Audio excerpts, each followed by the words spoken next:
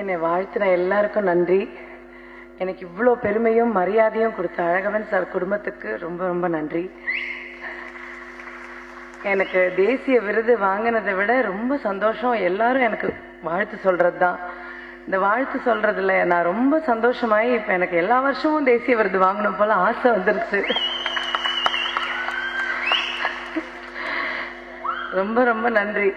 எனக்கு இவ்வளோ பேர் என்னை நேசிக்கிறாங்க அப்படின்னு தெரிஞ்சுக்கிறதே இப்போ இந்த நேஷனல் அவார்டு எனக்கு ஒரு சந்தர்ப்பமா அமைஞ்சிருக்கு.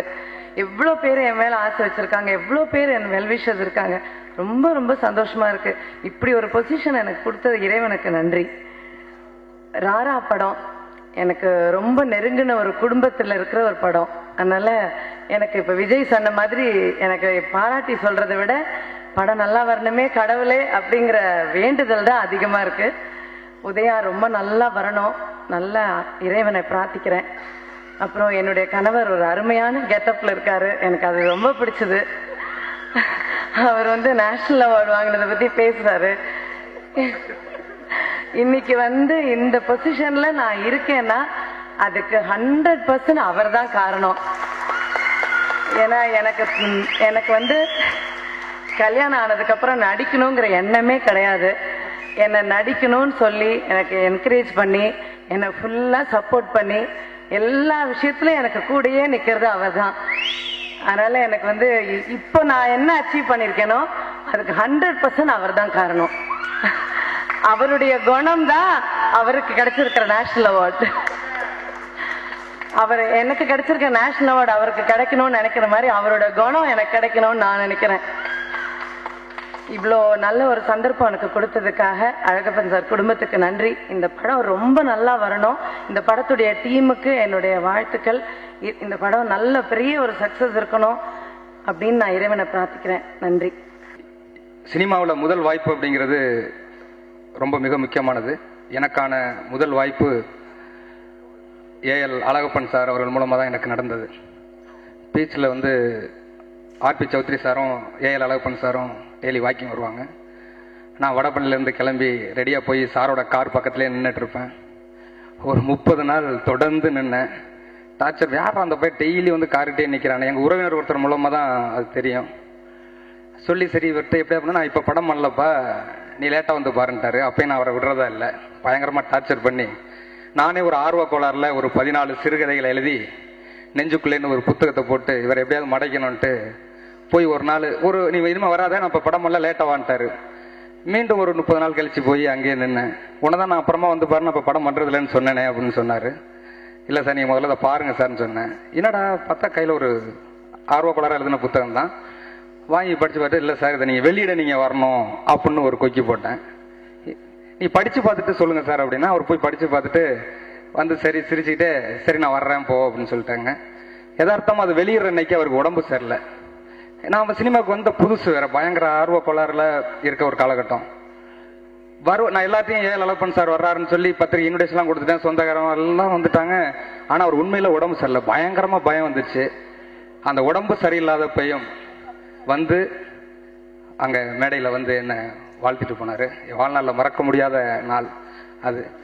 அவர் சொல்லும்போது ஒரு எக்ஸாம்பிள் சொன்னார், அது எனக்கு இன்னைக்கு மறக்க முடியாது. அந்த கூட்டத்தில் அவர் இளைஞராக இருக்கும்போது அறிஞர் அண்ணா அவர்களுக்கு மாலை போடுறதுக்காக அவங்க இளைஞர்கள்லாம் சேர்ந்து அவர் வர்ற வழியில் கொடியேற்ற வைக்கிறதுக்காக அவங்க இருந்தாங்களாம். அப்போ அந்த அந்த குறிப்பிட்ட ஒன்றிய செயலாளரை அணுகாமல் பண்ணதுனால அண்ணா அங்கே இறங்காமல் போயிட்டாராம். அது அவருக்கு ரொம்ப சின்ன வயசில் வருத்தமாக இருந்தது. அதே மாதிரி நான் வருவேன்னு எதிர்பார்ப்பில் இருக்கிற நீ, நான் வரலன்னா உன் மனசு என்ன கஷ்டப்படுங்கிறதுக்காக உடம்பு முடியாத பையன் வந்தேன்னு அந்த மேடையில் பேசினாரு. அது மறக்க முடியாத ஒன்று. அவர் அத்தோட விடாமல் அதிலிருந்து நான் அவர் கம்பெனியில் தான் நான் இருந்தேன். அப்புறம் நான் படம் பண்ணுற வரையும் நீ இங்கே இரு அப்படின்னு சொன்னார். அப்புறம் அதே கம்பெனியில் இருந்துகிட்டே இருந்தேன். அப்போ தான் நான் ஒர்க் பண்ண முதல் படம் உதயா சார் ஹீரோவாக நடித்த கலகலப்பு தான் நான் முதல்ல அசிஸ்டன்ட் டைரக்டராக ஒர்க் பண்ண படம். அந்த வாய்ப்பும் அவர் தான் கொடுத்தாரு. அப்புறம் ரைட்டர் கலைமணி சார் சொன்னார், சார் என்கிட்ட சொன்னார், ரைட்டர் கலைமணிகிட்ட சேர்ந்தினா உனக்கு நிறையா கற்றுக்கலாம், ஏன் பெரிய ஆளியா அவர், நான் உன்னை சேர்த்து விட்றேன் அப்படின்னு சொல்லி கலைமணி சாருக்கு ஃபோன் பண்ணி சொல்லி அனுப்பி விட்டார். அங்கே போய் பார்த்துட்டு கையெழுத்து எழுத சொன்னாங்க. கையெழுத்து சரியாக வரல அப்படின்னு சொல்லிட்டு கலைமணி சார் பார்க்கல, அனுப்பி விட்டாரு. என்னையா போனியை பார்த்தியா என்னன்னு கேட்டார். சார் கையெழுத்து சரியா இல்லைன்னு சொல்லிட்டு, சார் எனக்கு சுமாராக தான் சார் இருக்குண்ணே. சரி விடு பேசாமல் இரு அப்படின்னு சொல்லிட்டு சாரோட படத்துக்கு ஒரு படத்துக்கு வந்து ராமநாதன் சார் டைரக்ஷன்ல கலைமணி சார் கதைவசனம் எழுதுறதா இருந்தது. அந்த ஃபங்க்ஷன்ல நீ பேசாம நான் அந்த சாரோட ஆபீஸ்ல தான் அதுக்கு டிஸ்கஷன் நடந்திருந்தது. என்னை இங்கிருந்து அழைச்சிட்டு போய் உள்ள கலைமணி சார்கிட்ட சொல்லி நல்ல பையன் கூட வச்சுங்கன்னு சொன்னா கலைமணி சாரால ஒண்ணுமே சொல்ல முடியல. என்னை அடுத்த இதையும் அவர் தான் கலைமணி சார்கிட்ட சேர்த்து விட்டு எனக்கு அந்த வாய்ப்பை ஏற்படுத்தி கொடுத்தாரு. அதுக்கப்புறம் கலகலப்பில் ஒர்க் பண்ணிட்டு அப்புறம் தொடர்ந்து அவங்க கமல்ல படம் பண்ணும்போது தான் எனக்கு விஜய் சாரோட பழக்கம் வந்தது. திடீர்னு ஒரு நாள் இவர்கிட்ட அப்படியே நான் அவரோட விஜய் சார்கிட்ட பழக்கப்படுத்திக்கிட்டேன்.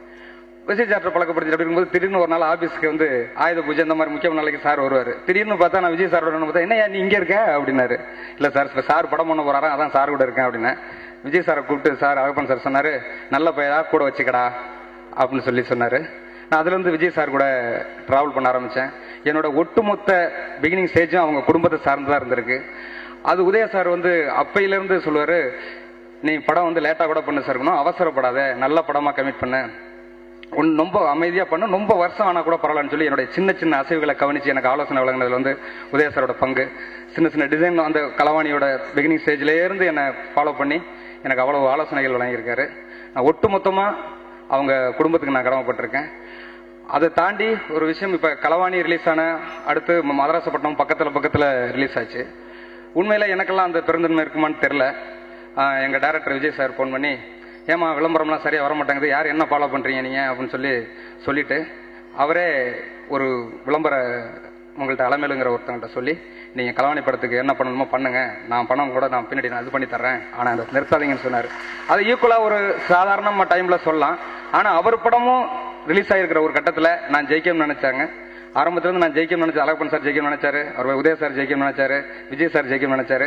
ஒட்டு மொத்தமா நான் ஒரே ஒரு விஷயம் சொல்லணும், சினிமாவை உண்மையா நேசிக்கிறவங்க வேற எந்த தொழிலுக்கும் யோசிக்கவே முடியாது. உதய சாருக்கு வேற எந்த யோசனையும் இல்லை, சினிமாவை உண்மையா நேசிக்கிறாரு. உண்மையா நேசிக்கிறவங்க சினிமாவை தோத்ததா வரலாறே இல்லை. உதய சார் ஜெயிப்பார். நன்றி, வணக்கம். ஐயா வி.சி. சண்முகம் உட்பட்ட மேடையில் இருக்கிற அத்தனை பேருக்கும் என்னுடைய அன்பு கலந்த வணக்கங்கள். அதே போல அரங்கத்தில் இருக்கிற நண்பர்கள், ரசிகர்கள், பத்திரிகையாளர்கள், மீடியாக்களைச் சேர்ந்தவர்கள், உற்றார் உறவினர்கள், குடும்பத்தார் அத்தனை பேருக்கும் என்னுடைய அன்பு கலந்த வணக்கங்களை தெரிவித்துக் கொள்கிறேன். இந்த விழாவில் நான் வந்து கலந்துக்கணும்னு உதயா இரவு போன் பண்ணி எனக்கு சொன்னாரு. என்ன விஷயம்னா நீங்க வாங்க சொல்றேன் அப்படின்னு சொல்லி சொன்னார். வந்த பிறகுதான் எனக்கு தெரிஞ்சது, இந்த படத்தினுடைய இசை வெளியீட்டு நான் வெளியிட வேண்டும் என்று அவர் என்னை சொன்னார். அதற்கு ஒரு காரணத்தையும் சொன்னார். நீங்கள் தொடர்ந்து எல்லா கூட்டங்களிலேயும் திருக்குறள் சொல்லிக் கொண்டு வருகிறீர்கள், அதனால் இந்த சிடியை நீங்கள் வெளியிட வேண்டும் என்று எனக்கு கட்டளையிட்டார். ஆகவே 50 வருஷமா நான் திருக்குறள் சொல்லிக் கொண்டு வந்ததுக்கு இன்றைக்கு எனக்கு பலன் கிடைத்திருக்கிறது. அதற்கு நன்றி தெரிவிக்கிற விதமாக எனக்கு இந்த வாய்ப்பை தந்திருக்கிற நம்முடைய உதயாவுக்கும் அழகப்பன் குடும்பத்திற்கும் நான் நன்றி தெரிவித்துக் கொள்கிறேன். ஆகவே இந்த 50 வருஷமா நான் திருக்குறள் சொல்லிக் கொண்டு வந்ததுல இந்த நாட்டுக்கு என்ன பலன் கிடைச்சிருக்கிறதோ அதை விட அதிகமான பலனை இந்த படத்தில் வருகிற திருக்குறள் இந்த தமிழகத்துக்கு தரப்போகிறது என்பதற்காக நான் மகிழ்ச்சியோடு இந்த குழுவினரையே நான் பாராட்டுகிறேன். குறிப்பா நம்முடைய ஸ்ரீகாந்த் தேவாவுக்கு நல்லா ஒரு தடவை கைதட்டுங்க. திருக்குறளை மென்மையா ஒரு கர்நாடிக் மியூசிக், மீனாட்சி அந்த கர்நாடிக் மியூசிக்ல அப்படிதான் திருக்குறள் இதுவரையிலும் இசையாக வந்திருக்கிறது.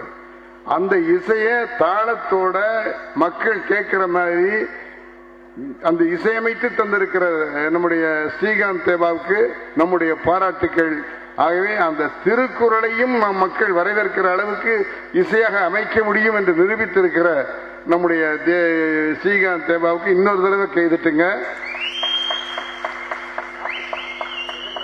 ஆக இந்த படத்தை பொறுத்தளவு நான் நிச்சயமா வெற்றி பெற வேண்டும். ஏன்னா நம்முடைய அழகப்பன் அவர்களும் வள்ளியம்மை அவர்களும் இந்த குழந்தைகளை கலை உலகத்துக்கு சேர்ந்தவங்களா வச்சிருக்காங்க. வாரிசு பூரா கலை உலகத்திலே இருக்கு. இன்னைக்கு பார்த்தா அந்த குட்டி பையன் கூட சினிமாவுக்கு வந்துருவான்னு நினைக்கிறேன். ஆகவே நல்ல கைதட்டலாம், ஏன்னா எனக்கு கைதட்டி சந்தோஷமா இருக்குது தான் நீங்க வந்துருக்கிறோம். ஆகவே உதயாவுடைய வெற்றி நம்முடைய வெற்றி என்று சொல்லுகிற அளவுக்கு இன்றைக்கு உதயா அவர்கள் இன்றைக்கு இந்த பணியை செய்திருக்கிறார்கள். பிஆர்ஓ வேலை செய்கிறவர் நிகில் அப்படிங்கிறது அவங்க எல்லாருக்கும் சொல்லுகிறார். ஏன்னா அந்த புதுமைகளை ஏற்றுக்கொள்ள வேண்டும். அந்த புதுமையை செய்கிறவர் நிகிலா இருக்கார். எல்லா பத்திரிகையாளர்களும் மீடியாக்களை சேர்ந்தவர்களும் அவரை போல அந்த ஃபாஸ்ட். ஆக இங்க விழா முடிஞ்சு போகும்போது வீட்டில் சொல்றாங்க உங்களை பார்த்துட்டோம், எப்படியா பார்த்தா நெட்ல வந்துருச்சுங்கிறாங்க. அந்த அளவுக்கு பப்ளிசிட்டியை வேகப்படுத்துகிற ஒரு நிகழ்வு. ரா ரா வெற்றி படத்தை தா தா என்று உங்கள் முன்னாலே அவர்களை மனமாற வாழ்த்தி திருக்குறள் சொல்லித்தான் நான் முடிப்பேன்னு சொன்னேன். ஆகவே இந்த பிள்ளைங்க அத்தனை பேரும் சினிமாவையே லட்சியமாக கொண்டிருக்கிற பிள்ளைகள். ஆகவே அந்த லட்சியத்தை உறுதியா இருக்கிற நீங்க நிச்சயமா வெற்றி பெறுவீங்க. அதுக்கு குறள்ல ஒரு குறள் இருக்கு, எண்ணியது எண்ணியாங்கு எய்துவர் எண்ணியர் திண்ணியராக பெறுகின்ற குறள். நீ எண்ணுகிற எண்ணத்துல, நீ எண்ணுகிற லட்சியத்துல உறுதியா இருந்தா நீ நிச்சயமாக வெற்றி அடைவாய் என்று நம்முடைய பாடலாசிரியர் திருவள்ளுவர் சொல்லி இருக்கிறார். ஆகவே அந்த குறளை இங்கே சொல்லி இங்கே இருக்கிற கலைஞர்களும் நடிகர் நடிகைகளும் லட்சியத்தோடு வாழ்ந்தால் நிச்சயமாக வெற்றி பெற முடியும். இவர்கள் லட்சியத்தோடு வாழ்கிறவர்கள் நிச்சயமாக வெற்றி பெறுவார்கள். வெற்றி பெற நாம் அனைவரும் வாழ்த்துவோம் என்று சொல்லி மீண்டும் ஒரு முறை அந்த குறளை சொல்கிறேன். நீ ஞாபகத்தில் வச்சுங்க, எண்ணியது எண்ணியாங்கு எய்துவர் எண்ணியர் திண்ணியராக பெறின். லட்சியத்தில் உறுதியாக இருந்தால் லட்சியத்திலே வெற்றி பெறுவோம். அனைவரும் லட்சியத்தில் இருந்து வெற்றி பெறுவோம், வெற்றி பெறுவோம், வெற்றி பெறுவோம் என்று வாழ்த்தி விடைபெறுகிறேன். வாழ்க வளர்க. வணக்கம். சந்தோஷமா இருக்கு. இன்னைக்கு மேடையில் அமர்ந்திருக்கும் அனைவருக்கும் வணக்கம். எப்போதுமே எல்லாரும் சொல்ற விஷயம் வந்து ஸ்ரீ உன்னோட குத்து சாங் ரொம்ப நல்லா இருக்கு, ரொம்ப நல்லா இருக்கு, ரொம்ப நல்லா இருக்குன்னு சொல்லுவாங்க. பட் இன்னைக்கு எல்லாரும் வந்து சொல்ற ஒரு விஷயம் வந்து இந்த திருக்குறள் சாங் வந்து ரொம்ப நல்லா இருக்குன்னு சொல்றது.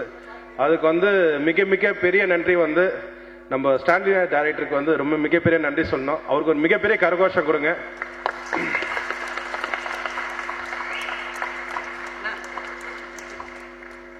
அடுத்தது நம்ம ஹீரோ உதயா சாருக்கும் அவருக்கும் ஒரு கரகோஷம் கொடுங்க. ஸோ படங்கள் அமையும் போது தான் நம்ம வந்து அது மாதிரி சாங் பண்ண முடியும். ஸோ எனக்கு ரொம்ப ஆசையாக இருக்குது இந்த படம் நாளிலேருந்து ரேடியோவில் எஃப்எம்ல கேட்குறப்போ இந்த தமிழ்நாடு முழுவதும் கேட்கும் இந்த திருக்குறள் சாங். கண்டிப்பாக வந்து இந்த சந்தோஷம் வந்து எங்களோட டீமுக்கு, ராரா டீமுக்கு படமும் ரொம்ப நல்லா வந்திருக்கு.